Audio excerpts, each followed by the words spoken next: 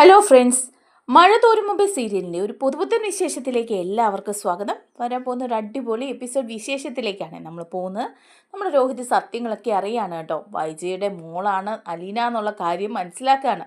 അപ്പോൾ രോഹിത്തിന് വിശ്വസിക്കാൻ പോലും പറ്റുന്നില്ല. അത്രയ്ക്ക് ദ്രോഹങ്ങളാണല്ലോ അലീനയോട് ചെയ്തു പോയതെന്ന് ഓർക്കുമ്പം രോഹിത്തിനോട് തന്നെ രോഹിത്തിന് നല്ല ദേഷ്യം തോന്നുകയാണ് കേട്ടോ. ഇതെല്ലാം നമ്മുടെ ബാലചന്ദ്രനാണ് കേട്ടോ രോഹിത്തിനോട് പറഞ്ഞു കൊടുക്കുന്നത്. സ്വന്തം അമ്മ പിഴച്ച് പ്രസവിച്ച മോളാണ് അലീന എന്നുള്ള വിവരം അറിയാണ് രോഹിത്തിന് അലീനയോട് ബഹുമാനം കൂടുകയാണ് ചെയ്യുന്നത്. എല്ലാ സത്യങ്ങളും അറിഞ്ഞിട്ടാണല്ലോ അലീന ചേച്ചി തന്നോട് ഇതൊന്നും പറയാതിരുന്നത്. താൻ അങ്ങനെയൊക്കെ ദ്രോഹം ചെയ്തപ്പോഴും ചേച്ചിക്ക് ഈ വിവരമൊക്കെ അറിയാമായിരുന്നല്ലോ എന്നൊക്കെ ഓർക്കുമ്പോൾ രോഹിത്തിന് നല്ല വിഷമവും തോന്നുന്നുണ്ടേ. എന്നാൽ ബാലചന്ദ്രൻ ഗതികെട്ട് ഗത്യന്തരമില്ലാതെ രോഹിത്തിൻ്റെ ചോദ്യത്തിന് മുമ്പിൽ പതറിപ്പോവാണ്. അങ്ങനെ പറയാതിരുന്ന ഇനിയും ശരിയാവില്ല എന്ന് മനസ്സിലാക്കിയിട്ടാണ് കേട്ടോ ബാലചന്ദ്രൻ അതിനെക്കുറിച്ച് രോഹിത്തിനോട് പറയുന്നത്. ആ ഒരു വിശേഷങ്ങളിലേക്കാണ് നമ്മൾ പോകുന്നത്. നമ്മുടെ വീഡിയോ ഇഷ്ടമായ ലൈക്ക് ചെയ്യണം, ഹൈപ്പ് ചെയ്യണേ, ചാനൽ കൂടി ഒന്ന് സബ്സ്ക്രൈബ് ചെയ്ത് സപ്പോർട്ട് ചെയ്യണേ. അങ്ങനെ അലീന അവിടെ നിന്ന് പോയി കഴിയുമ്പം എല്ലാവർക്കും നല്ല വിഷമമൊക്കെ ആണല്ലോ. ബാലചന്ദ്രനും നല്ല ടെൻഷനുണ്ട് അലീനയുടെ കാര്യം ആലോചിച്ചിട്ട്. അലീന അവിടെ നിന്ന് പോയി കഴിഞ്ഞതിന് ശേഷം ഇടയ്ക്കൊക്കെ ബാലചന്ദ്രൻ അലീനയെ കാണാൻ കുളത്തൂപ്പുഴയ്ക്ക് പോകാറുണ്ട്. ബാലചന്ദ്രൻ അവിടെ ചെന്ന് അലീനയെ കണ്ട് വിവരങ്ങളൊക്കെ അന്വേഷിച്ചിട്ട് പോവുക പതിവായിരുന്നു കേട്ടോ. ഇടയ്ക്ക് രാവിലെ ഓഫീസിലേക്കെന്ന് പറഞ്ഞ് പോയിട്ട് കടയിലേക്കെന്നും ഒക്കെ പറഞ്ഞ് പോയിട്ട് ബാലചന്ദ്രൻ അവിടെ നിന്ന് പോയി അലീനയുടെ വിശേഷങ്ങൾ അന്വേഷിക്കുകയും സ്റ്റാൻലിയെ കണ്ട് സംസാരിക്കുകയൊക്കെ ചെയ്യാറുണ്ട്. അങ്ങനെ ഒരു ദിവസം രാവിലെ തന്നെ ബാലചന്ദ്രൻ രാവിലെ തൊട്ട് പോയിട്ട് അവിടുന്ന് കടയിൽ നിന്ന് ഇറങ്ങി ഗോവർദ്ധനെ താക്കോലൊക്കെ ഏൽപ്പിച്ചിട്ട് പോകുന്നുണ്ട് കുളത്തൂപ്പുഴയ്ക്ക്. അങ്ങനെ കുളത്തൂപ്പുഴയിൽ ചെന്ന് അലീനയുടെ വിവരങ്ങളൊക്കെ അന്വേഷിക്കാൻ കേട്ടോ. പക്ഷേ ഇത് നമ്മുടെ വൈജി അറിയുന്നുണ്ട്. പല പ്രാവശ്യമായിട്ട് ബാലചന്ദ്രൻ ഇങ്ങനെ കടയിൽ നിന്ന് പോവുകയും ഒക്കെ ചെയ്യുന്നത്. ഗോവർദ്ധനോട് കാര്യങ്ങളൊക്കെ ചോദിക്കുമ്പോൾ ഗോവർദ്ധൻ പറയുന്നുണ്ട്, സാർ ഇവിടെ വന്നിരുന്നു, അരമണിക്കൂറോളം ഇവിടെ ഇരുന്നു, അതിനുശേഷം എങ്ങോട്ടോ പോയി എന്ന് പറയുകയാണ്. അപ്പം ചോദിക്കുന്നുണ്ട് വൈജ, അതെങ്ങോട്ടായിരിക്കും പോയെന്ന് ചോദിക്കുമ്പോൾ കുളത്തുപുഴയിലെ റബ്ബർ എസ്റ്റേറ്റിലേക്കായിരിക്കും പോയത്, അവിടെ റബ്ബർ കമ്പനിയിലെ കാര്യങ്ങൾ നോക്കാൻ പോയതാണെന്നാണ് പറഞ്ഞതെന്ന് പറയുകയാണ്. പക്ഷേ അത് വൈജയ്ക്ക് വിശ്വാസമായില്ല. ഇടയ്ക്കിടയ്ക്ക് കുളത്തുപുഴയ്ക്ക് പോകുന്നത് അലീനയെ കാണാനാണെന്ന് വൈജയുടെ മനസ്സിലുണ്ട്. എന്തിനായിരിക്കും ബാലചന്ദ്രൻ എപ്പോഴും അലീനയെ കാണാൻ വേണ്ടി അവിടെ പോകുന്നത്? ഈ വീട്ടിൽ ഇതിനു മുമ്പും ജോലിക്കാർ പലരും നിന്നിട്ടുണ്ട്. അവരൊക്കെ പിരിഞ്ഞു പോയിട്ട് പിന്നെ ഇടയ്ക്കിടയ്ക്ക് പോയി അന്വേഷിക്കാറില്ല ബാലചന്ദ്രൻ. അലീനയെ മാത്രം കാണാൻ എന്തിനായിരിക്കും പോകുന്നത്? എന്തായാലും വന്നിട്ട് ആ കാര്യങ്ങളൊക്കെ ചോദിച്ചിട്ടേ ഉള്ളൂ എന്ന് വൈജയും വിചാരിക്കുകയാണ്. വൈജ മറ്റെന്തൊക്കെയാണ് കണക്കൂട്ടി വച്ചിരിക്കുന്നത് കേട്ടോ.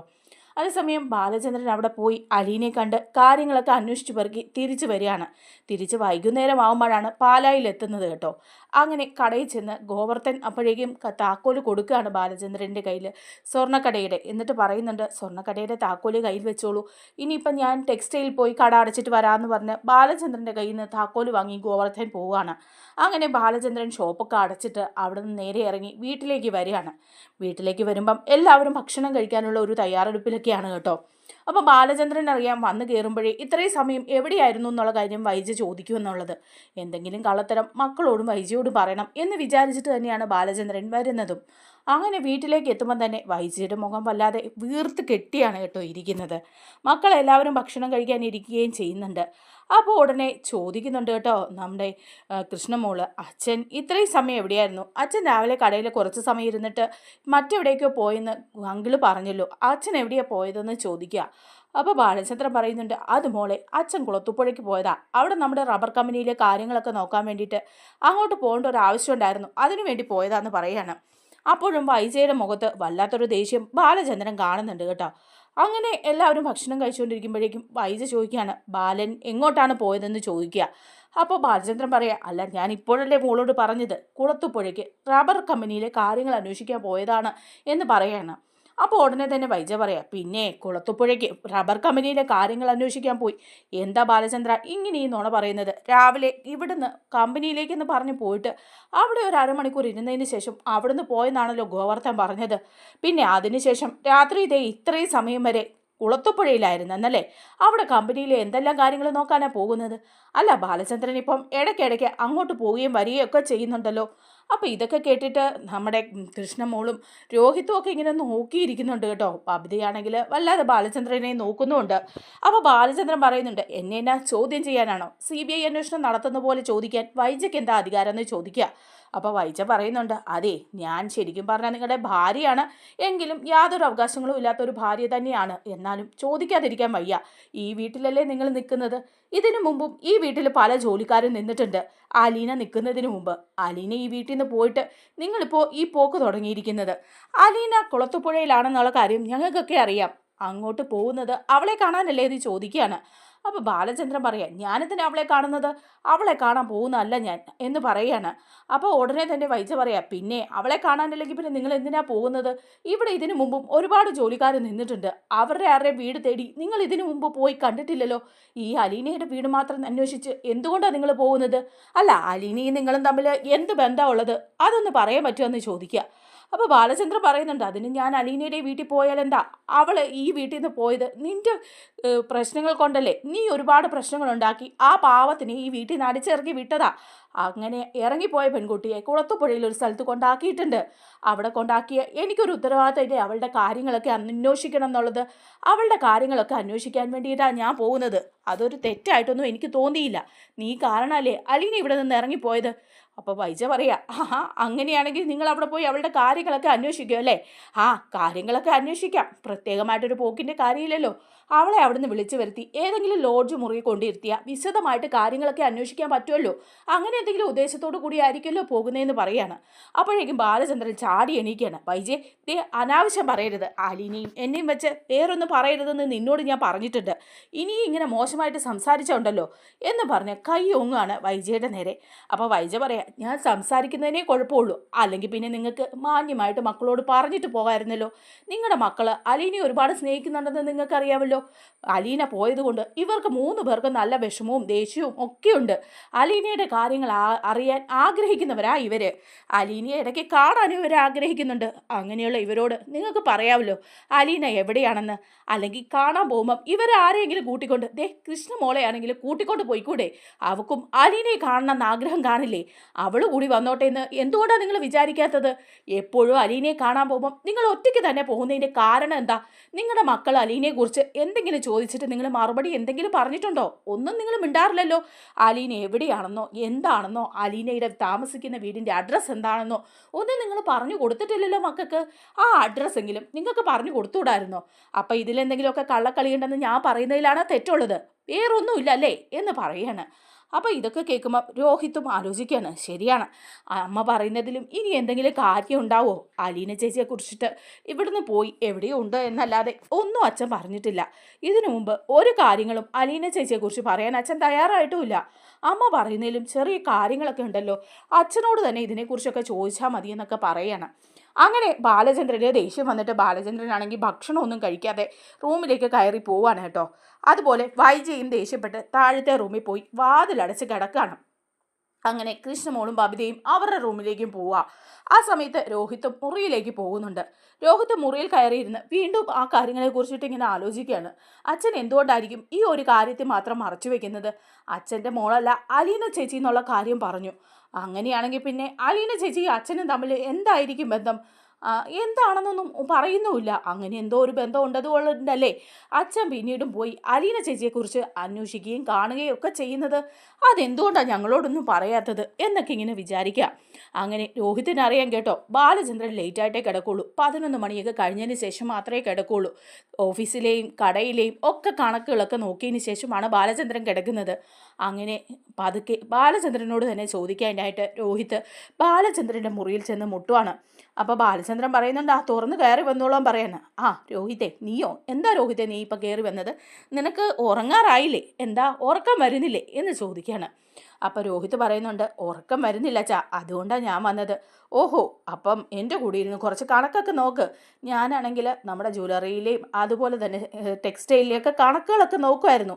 നീയും കൂടെ ഇവിടെ ഇരുന്ന് അതൊക്കെ ഒന്ന് നോക്കുമെന്ന് പറയുമ്പം രോഹിത്ത് പറയുന്നുണ്ട്, അതിനൊന്നും അല്ല അച്ഛാ, അച്ഛനോട് ചില കാര്യങ്ങൾ ചോദിക്കാനും അറിയാനും ഒക്കെ വേണ്ടിയിട്ടാണ് ഞാൻ ഇങ്ങോട്ട് വന്നതെന്ന് പറയാം. അപ്പോൾ ബാലചന്ദ്രൻ പറയുന്നുണ്ട്, ആഹാ അങ്ങനെ ഒരു കാര്യങ്ങൾ ചോദിക്കാനുണ്ടോ, എന്നാൽ നീ വാ വന്നിവിടെ ഇരിക്കേ, എന്ത് കാര്യങ്ങളാണ് നിനക്ക് ചോദിക്കേണ്ടേ എന്ന് പറഞ്ഞ് കയ്യിലിരുന്ന ബുക്കും കണക്ക് പുസ്തകവും എല്ലാം അടച്ചു വെച്ചിട്ട് ബാലചന്ദ്രൻ വന്ന് രോഹിത്തിൻ്റെ അടുത്ത് ഇരിക്കുകയാണ്. അപ്പം രോഹിത്ത് ചോദിക്കുന്നുണ്ട്, അച്ഛൻ ഇന്ന് എവിടെ പോയതാ? അച്ഛൻ കുളത്തുപ്പുഴയ്ക്ക് പോയിട്ട് അലീന ചേച്ചിയെ കാണാൻ പോയിട്ട് എന്താ ഞങ്ങളോട് പറയാത്തത്? എവിടെയാ അലീന ചേച്ചി എന്നുള്ള കാര്യം പോലും ഞങ്ങളോട് വ്യക്തമായിട്ട് അച്ഛൻ പറയുന്നില്ല. അമ്മ പറഞ്ഞതിലും ചില കാര്യങ്ങളൊക്കെ ഉണ്ടോയെന്ന് എനിക്ക് തോന്നുന്നുണ്ടെന്ന് പറയുക. അപ്പോൾ ബാലചന്ദ്രൻ ചോദിക്കുക, അതെന്താടാ നീ അങ്ങനെ പറഞ്ഞത്? അലീനയും ഞാനും തമ്മിൽ അവിഹിത ബന്ധമുണ്ടെന്നാണ് നിന്റെ അമ്മ സ്ഥാപിച്ചെടുക്കാൻ നോക്കുന്നത്, അങ്ങനെ തന്നെയാണോ നിനക്കും തോന്നുന്നത് എന്ന് ചോദിക്കുക. അപ്പോൾ രോഹിത് പറയുന്നുണ്ട്, അതല്ല അച്ഛാ, അങ്ങനെ ഒരു കാര്യത്തെക്കുറിച്ച് ഞാൻ ചിന്തിച്ചിട്ടേ ഇല്ല. പക്ഷേ ഇതിൻ്റെയൊക്കെ പിന്നിൽ എന്തോ രഹസ്യമുണ്ടെന്ന് എനിക്കും തോന്നുന്നുണ്ട്. അതെന്താണെന്ന് അറിയാൻ ഒരു ആകാംക്ഷയും തോന്നുന്നുണ്ട്. കാരണം അലീന ചേച്ചി അച്ഛൻ്റെ മോളല്ലെന്ന് പറഞ്ഞു. അങ്ങനെയാണെങ്കിൽ പിന്നെ അച്ഛനും അലീന ചേച്ചിയും തമ്മിൽ എന്താ ബന്ധമുള്ളത്? ഈ വീട്ടിൽ നിന്ന് പോയതിന് ശേഷം അച്ഛൻ അലീന ചേച്ചിയെ കാണാൻ പലപ്പോഴും പോകുന്നുണ്ടെങ്കിലും ഞങ്ങളോട് ആരോടും ഒരു വിവരങ്ങളും പറയുന്നില്ല. പല പ്രാവശ്യം ഞങ്ങൾ ചോദിച്ചിട്ടുണ്ട് അലീന ചേച്ചി എവിടെയാണെന്നും ആ വീട്ടിലെ അഡ്രസ്സ് ഒന്ന് തരാൻ പറ്റുമോ എന്നും, അതുപോലും അച്ഛൻ തന്നിട്ടില്ല. പോകുമ്പം ഞങ്ങളെ ആരെയും കൂടെ കൊണ്ടുപോകുന്നുമില്ല. അലീന ചേച്ചിയെ കാണാൻ ഞങ്ങൾക്ക് ഒരുപാട് ആഗ്രഹമൊക്കെ ഉണ്ട്. അച്ഛൻ എന്തുകൊണ്ടാണ് അത് മറച്ചു വെക്കുന്നത്? അതറിയാൻ വേണ്ടിയിട്ടാണ് ചോദിച്ചതെന്ന് പറയാണ്. അപ്പം ബാലചന്ദ്രൻ പറയാണ്, അതിൽ ചില കാര്യങ്ങളൊക്കെ ഉണ്ട്. അലീനയെ ഞാനൊരു മോളെ പോലെ തന്നെ കണ്ടതെന്ന് നിങ്ങൾക്കറിയാമല്ലോ. അതിലപ്പുറം ഒരു ബന്ധവും ഞങ്ങൾ തമ്മിലുണ്ടായിരുന്നില്ല. പിന്നെ അലീന ഈ വീട്ടിൽ താമസിച്ചു. വൈജയുടെ പ്രവൃത്തി കൊണ്ട് അലീന ഈ വീട്ടിൽ നിന്ന് ഇറങ്ങിപ്പോകേണ്ടി വന്നു. അങ്ങനെ ഇറങ്ങിപ്പോകേണ്ടി വന്ന അലീനയെ മറ്റൊരു സ്ഥലത്ത് കൊണ്ടാക്കിയിട്ടുണ്ട്. അപ്പോൾ രോഹിത് ചോദിക്കുക, അതെവിടെയാക്കിയെന്ന് അച്ഛൻ പറ. അലീന ചേച്ചിയെ ഇവിടുന്ന് കൊണ്ടുപോയി എവിടെയാക്കിയത്? ഏതെങ്കിലും അനാഥാലയത്തിലാണോ ആക്കിയതെന്ന് ചോദിക്കാൻ. അപ്പോൾ ബാലചന്ദ്രൻ ആകെ കുടുങ്ങിപ്പോവാണ് കേട്ടോ. രോഹിത് പിന്നെയും ഓരോ കാര്യങ്ങളും ഇങ്ങനെ ബാലചന്ദ്രനോട് ചോദിച്ചുകൊണ്ടിരിക്കുകയാണ്. അല്ല, ഇങ്ങനെയൊക്കെ പറയാതിരിക്കും സംശയം തോന്നിപ്പോകുന്നതിൽ അമ്മയും കുറ്റം പറയാൻ പറ്റില്ല. ഞാനൊരു കാര്യം അച്ഛനോട് ചോദിക്കട്ടെ. അലീന ചേച്ചി ഇവിടെ വരുന്നതിന് മുമ്പ് വരെ അച്ഛനും അമ്മയും ഒരുപാട് സ്നേഹത്തോടെയൊന്നും അല്ല എങ്കിലും ഒന്നിച്ച് ഒരുപോലെ ജീവിച്ചിരുന്നവരാ. പക്ഷേ അലീന ചേച്ചി ഇവിടെ വന്നതിന് ശേഷം നിങ്ങൾ തമ്മിൽ എന്നും വഴക്കായി. അച്ഛന് അമ്മയോട് ഒരുപാട് ദേഷ്യമായി. അല്ലെങ്കിൽ അമ്മ എന്തെങ്കിലുമൊക്കെ തെറ്റ് ചെയ്താലും അച്ഛൻ തന്നെ അതൊക്കെ ക്ഷമിച്ച് അമ്മയുടെ ഒപ്പം നിന്നിരുന്നതാ. അച്ഛന് അലീന ചേച്ചി വന്നതോടെ അമ്മയോട് ദേഷ്യം കൂടി. നിങ്ങൾ രണ്ടുപേരും ഒരു മുറിയിൽ പോലും ഉറങ്ങാറില്ല. അച്ഛൻ മുകളിലും അമ്മ താഴത്തെ മുറിയിലും ഉറങ്ങിക്കൊണ്ടിരിക്കുന്നത്. അങ്ങനെയുള്ള അത്രയും വലിയ പ്രശ്നങ്ങളൊക്കെ ഉണ്ടാകാൻ എന്താ കാരണം? ഞങ്ങൾ മക്കള് ഇതെല്ലാം കണ്ടോണ്ടല്ലേ ഇരിക്കുന്നത്. അപ്പോൾ അലീന ചേച്ചി ഇവിടെ വന്നത് മുതലാണ് ഈ മാറ്റങ്ങൾ ഉണ്ടായത്. അതെന്താണെന്നറിയാൻ ഞങ്ങൾക്കും ആഗ്രഹമില്ലേ എന്ന് ചോദിക്കുകയാണ്.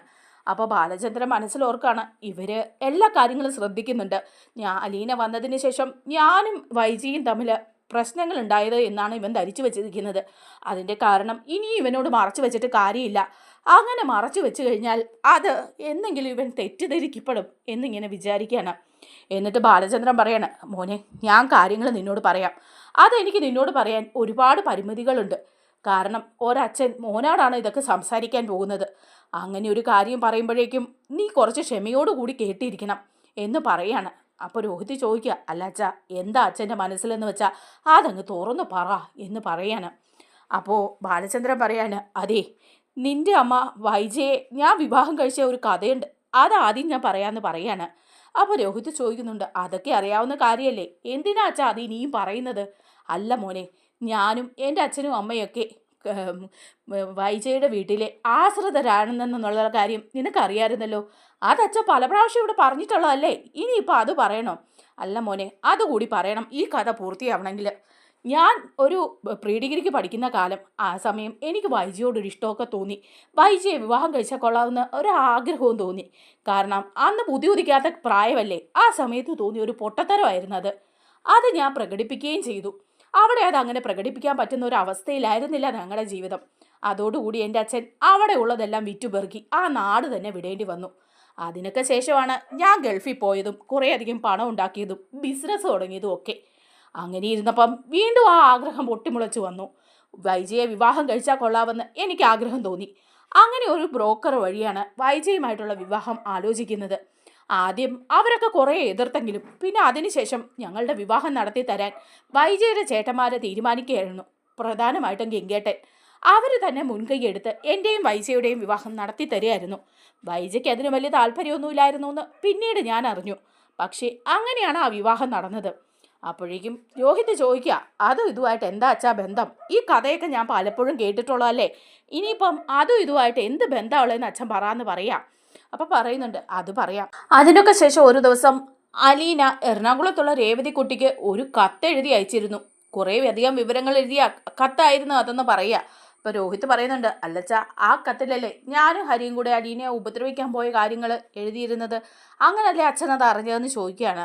അപ്പം ബാലചന്ദ്രൻ പറയുന്നുണ്ട്, അതെ അത് ശരിയാണ്, അതറിഞ്ഞു. പക്ഷേ അതല്ലാതെ മറ്റു ചില കാര്യങ്ങൾ കൂടി ഞാൻ അറിഞ്ഞു. അന്ന് ഞാൻ ജ്വല്ലറിയിലേക്ക് പോകാൻ ഇറങ്ങുമ്പോൾ പോസ്റ്റ്മാൻ എൻ്റെ കയ്യിലാണ് ആ കത്ത് കൊണ്ടു തന്നത്. അലീന രേവതിക്കുട്ടിക്ക് അയച്ച കത്തായിരുന്നു. അവിടെ രേവതിക്കുട്ടിയും മാമച്ചനും ഒന്നും ഇല്ലാതിരുന്നത് കാരണം രജിസ്റ്റേർഡ് ആയ കത്ത് തിരിച്ചു വരികയായിരുന്നു ചെയ്തത്. അങ്ങനെ ഞാൻ ജ്വല്ലറിയിൽ ചെന്നിരുന്ന സമയത്ത് അലീന എഴുതിയ ആ കത്ത് ഞാൻ വായിച്ചു നോക്കി. അതിൽ നിന്ന് ചില സംഭവങ്ങളൊക്കെ ഞാൻ മനസ്സിലാക്കുകയും ചെയ്തു. അത് മനസ്സിലാക്കി കഴിഞ്ഞപ്പം ഞാൻ ഗംഗേട്ടനെ ഒന്ന് കാണാൻ പോയി. കാരണം ഗംഗേട്ടനായിരുന്നു എൻ്റെയും വൈജയുടെയും വിവാഹം നടത്തിത്തരാൻ മുൻപന്തിയിൽ നിന്നത്. ഗംഗേട്ടൻ്റെ നിർബന്ധം കൊണ്ട് തന്നെയാണ് കൂടുതലായിട്ടും ആ വിവാഹം നടന്നതും. അപ്പോൾ ഞാൻ ഗംഗേട്ടനെ പോയി കണ്ട് ചില കാര്യങ്ങളൊക്കെ അന്വേഷിക്കുക ചെയ്തത്. അപ്പോൾ രോഹിത് ചോദിക്കുക, അതെന്ത് കാര്യമാണ് എന്ന് ചോദിക്കുകയാണ്. അപ്പോൾ പറയുന്നുണ്ട്, ഗംഗേട്ടൻ കുറേ നാൾ ആഗ്ര ഗവൺമെൻറ്റിൽ സർവീസിലുണ്ടായിരുന്നെന്നുള്ള കാര്യം നിനക്കറിയാമല്ലോ. ആ സമയത്ത് വൈജ ഗംഗേട്ടൻ്റെ കൂടെ പോയി അവിടെ നിൽക്കുകയും അവിടെ നിന്ന് കുറച്ച് നാൾ പഠിക്കുകയും അതിനുശേഷം അവിടെ ഒരു സ്കൂളിൽ ടീച്ചറായിട്ട് വർക്ക് ചെയ്യുകയും ഒക്കെ ചെയ്തിരുന്നു.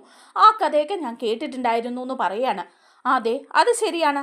ആ സമയത്ത് വൈജ അവിടെ ഒരു മിലിറ്ററി ഓഫീസറുമായിട്ട് ഇഷ്ടത്തിലാകുകയും അയാളുമായിട്ട് ഇഷ്ടം സ്ഥാപിക്കുകയൊക്കെ ചെയ്തിരുന്നു എന്നുള്ള കാര്യങ്ങളും ഒക്കെ ഗംഗേട്ടനാണ് പറഞ്ഞു തന്നത്.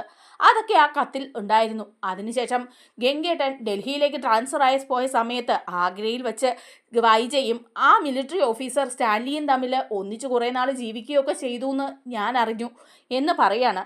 ഈ വിവരങ്ങളൊക്കെ ഗംഗേട്ടനാണ് എന്നോട് പറഞ്ഞു തന്നത്.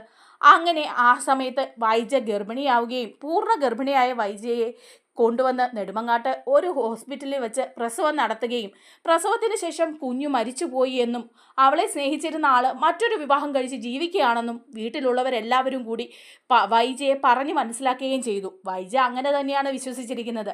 പ്രസവിച്ച കുഞ്ഞു മരിച്ചുപോയെന്നും സ്റ്റാൻലി ജോസഫും മറ്റൊരു വിവാഹം കഴിച്ച് കുടുംബജീവിതം നയിക്കുകയാണെന്നും അയാളെ ഇനി ബുദ്ധിമുട്ടിക്കാൻ വേണ്ടി പോകരുതെന്നും വൈജയുടെ വീട്ടുകാർ അവളെ വിശ്വസിപ്പിച്ചു. അത് വിശ്വസിച്ച വൈജ അങ്ങനെ തന്നെ മുന്നോട്ട് പോവുകയും ചെയ്തു എന്ന് പറയുമ്പം അത്ഭുതപ്പെട്ടു പോവാണ് രോഹിത്. എന്താ അച്ഛൻ ഈ പറയുന്നത്? അച്ഛനൊരു ബോധവുമില്ലാതെയാണ് ഈ സംസാരിക്കുന്നത്. അമ്മ ആഗ്രയിൽ വെച്ച് ഗർഭിണിയായിരുന്നെന്നോ ആ നെടുമങ്ങാട്ട് ആശുപത്രിയിൽ വെച്ച് പ്രസവിച്ചെന്നോ എന്താ അച്ഛൻ ഈ പറയുന്നത് എന്ന് ചോദിക്കുകയാണ് രോഹിത്. അത്ഭുതം കൊണ്ട് രോഹിത് ഇങ്ങനെ സ്തബ്ധനായിട്ട് നിൽക്കുകയാണ്. അപ്പോഴേക്കും ബാലചന്ദ്രൻ പറയാണ്, അതേ രോഹിത്തെ, ഇതൊക്കെ സത്യമാണ്. ഇതൊക്കെ ഞാൻ ആ കത്തിൽ നിന്ന് രേവതിക്കുട്ടിക്ക് അലീന അയച്ച കത്തിൽ നിന്നാണ് മനസ്സിലാക്കിയെടുത്തത്. അതിനുശേഷം പൂർണ്ണമായിട്ടും ഇത് സത്യമാണോ എന്നറിയാൻ വേണ്ടി ഗംഗേട്ടൻ്റെ അടുത്ത് ചെന്ന് ചോദിക്കുകയായിരുന്നു. ഗംഗേട്ടൻ പക്ഷേ ഒരുപാട് പതറാതെ ഈ സത്യങ്ങളൊക്കെ എന്നോട് പറഞ്ഞു. ഗംഗേട്ടന് പിടിച്ചു നിൽക്കാൻ പറ്റാത്ത അവസ്ഥയായിരുന്നു അത്. അങ്ങനെ ഗംഗേട്ടൻ എന്നോട് മാപ്പ് ചോദിക്കുകയും ചെയ്തു. ആ നിമിഷമാണ് ഞാനത് മനസ്സിലാക്കിയതെന്ന് പറയുമ്പം ഉടനെ രോഹിത് പറയും, എനിക്കിത് വിശ്വസിക്കാൻ പറ്റുന്നില്ല. അമ്മ അച്ഛനെ വിവാഹം കഴിക്കുന്നതിന് മുമ്പ് ഒന്ന് പ്രസവിച്ചതാണെന്നോ ആ കുഞ്ഞ് മരിച്ചു പോയിന്നോ? അപ്പോൾ ഉടനെ ബാലചന്ദ്രൻ പറയാണ്, അവിടെയാണ് മോനെ തെറ്റുപറ്റിയത്. ആ കുഞ്ഞ് മരിച്ചു പോയിട്ടില്ല.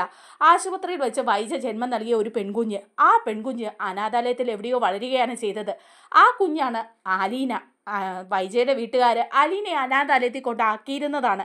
അവളായിരുന്നു അലീന. ആ വിവരങ്ങളൊക്കെ രേവതിക്കുട്ടിക്ക് എഴുതിയ കത്തിൽ നിന്നാണ് എനിക്ക് മനസ്സിലാക്കിയത്. അതെല്ലാം ഉറപ്പുവരുത്താൻ ഞാൻ ഗംഗേട്ടനോട് ചോദിക്കുകയും ചെയ്തു. അപ്പോൾ പറഞ്ഞ കാര്യങ്ങളെല്ലാം സത്യമാണെന്ന് ഗംഗേട്ടനും പറഞ്ഞു എന്ന് പറയുക. ഇത് കേട്ടപ്പോഴേക്ക് രോഹിത്തിന് പിന്നെ ഒന്നും പറയാനില്ല. രോഹിത് തലയിൽ കൈവച്ച് നിന്നിട്ട് പറയാണ്, എന്താ എൻ്റെ അമ്മ പ്രസവിച്ച കുട്ടിയായിരുന്നോ അലീന ചേച്ചി? അപ്പോൾ അലീന ചേച്ചി എൻ്റെ സ്വന്തം സഹോദരിയായിരുന്നോ? എന്നിട്ടാണോ ഞാൻ അലീന ചേച്ചിയോട് ഈ ദ്രോഹങ്ങൾക്ക് ചെയ്തത് അച്ഛാ?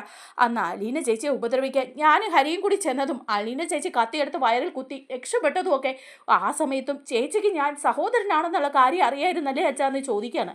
അപ്പോൾ ഉടനെ ബാലചന്ദ്രൻ പറയാണ്, അതെ, അതുകൊണ്ട് അവൾക്കറിയായിരുന്നു, എല്ലാ കാര്യങ്ങളും അവൾക്കറിയായിരുന്നു. ഇതൊന്നും നിങ്ങളാരും അറിയരുതെന്ന് അവൾ വിചാരിക്കുകയും ചെയ്തു. എന്നോട് പോലും അവൾ ആ കാര്യങ്ങളൊന്നും പറഞ്ഞില്ല, ഈ കുടുംബം തകരാതിരിക്കാൻ വേണ്ടിയിട്ട് എന്ന് പറയണം. അപ്പോഴേക്കും രോഹിത് പറയാം, അച്ഛനെങ്കിലും അറിഞ്ഞപ്പോൾ ഈ കാര്യം ഞങ്ങളോട് പറയായിരുന്നു. എനിക്ക് അലീന ചേച്ചിയുടെ കാല് വീണ് മാപ്പ് പറയണം. അതുപോലുള്ള തെറ്റുകളല്ലേ ഞാൻ അലീന ചേച്ചിയോട് ചെയ്തു കൂട്ടിയതെന്ന് പറയുക. അപ്പോൾ ഉടനെ ബാലചന്ദ്രൻ പറയുന്നുണ്ട്, രോഹിത്തെ നീ ഇനിയിപ്പോൾ ആ കാര്യങ്ങളൊന്നും ചിന്തിക്കാൻ നിൽക്കണ്ട. നിന്നോട് ഞാൻ പറഞ്ഞല്ലോ അലീന, അവളെ ഞാൻ ഇപ്പോഴും അന്വേഷിക്കാൻ പോകുന്നുണ്ടെങ്കിൽ അവളെ ഞാൻ എൻ്റെ മോളായിട്ട് തന്നെയേ കണ്ടിരിക്കുന്നത്. അത് വൈജ പ്രസവിച്ച മോളായതുകൊണ്ട് മാത്രമല്ല, അവളുടെ നല്ല സ്വഭാവവും സ്വഭാവത്തിൻ്റെ പരിശുദ്ധിയും എല്ലാം കണ്ടിട്ടാണ് എനിക്ക് അലീനയെ ഇഷ്ടമായത്. അല്ലാതെ വൈജയുടെ മോളെന്ന ഗുണം കൊണ്ട് മാത്രമൊന്നും അല്ല എന്ന് പറയാണ്. രോഹിത്തെ, നീ ഈ വിവരം ഇനി ആരോടും പറയാനൊന്നും പോകണ്ട. മറ്റാരും ഈ വിവരം അറിയാനേ നിൽക്കണ്ട. നീ നിന്റെ മുറിയിലേക്ക് പോയിക്കോ. ഇനി ഇതിനെക്കുറിച്ച് ചിന്തിക്കുകയും വേണ്ട. നിന്റെ അമ്മ പ്രസവിച്ച മോളാണ് അലീന, നിന്റെ സ്വന്തം ചേച്ചിയാണ് അലീന എന്ന് മാത്രം നീ അറിഞ്ഞാൽ മതി എന്ന് പറയാണ്. അപ്പോൾ രോഹിത്തിന് പിന്നെ ഇതൊന്നും വിചാരിക്കാനേ വയ്യ. രോഹിത്താണെങ്കിൽ മുറി പോയിരുന്നിങ്ങനെ ചിന്തിച്ചുകൊണ്ടേ ഇരിക്കുകയാണ്. എൻ്റെ സ്വന്തം ചേച്ചിയായ അലീന ചേച്ചിയോട് ഞാൻ എന്തെല്ലാം ദ്രോഹങ്ങളാണ് ചെയ്തത്. ഞാനും ബബിതയും കൂടി അലീന ചേച്ചിയെ ഉപദ്രവിക്കാൻ ഒരുപാട് ശ്രമിച്ചു. ആ ഹരിയും ഞാനും കൂടി എന്തെല്ലാം മോശമായിട്ട് പെരുമാറി എന്നൊക്കെ പറഞ്ഞ് തലയിൽ കൈവച്ചിരുന്ന് പൊട്ടിക്കരയാണ് കേട്ടോ രോഹിത്ത്. അങ്ങനെ രോഹിത്ത് എല്ലാ സത്യങ്ങളും ബാലചന്ദ്രനിൽ നിന്ന് തന്നെ അറിയുന്നുണ്ടേ. നമ്മുടെ വീഡിയോ ഇഷ്ടമായാലൊന്ന് ലൈക്ക് ചെയ്യണേ, ഹൈപ്പ് ചെയ്യണേ, ചാനൽ കൂടി ഒന്ന് സബ്സ്ക്രൈബ് ചെയ്ത് സപ്പോർട്ട് ചെയ്യണേ. താങ്ക്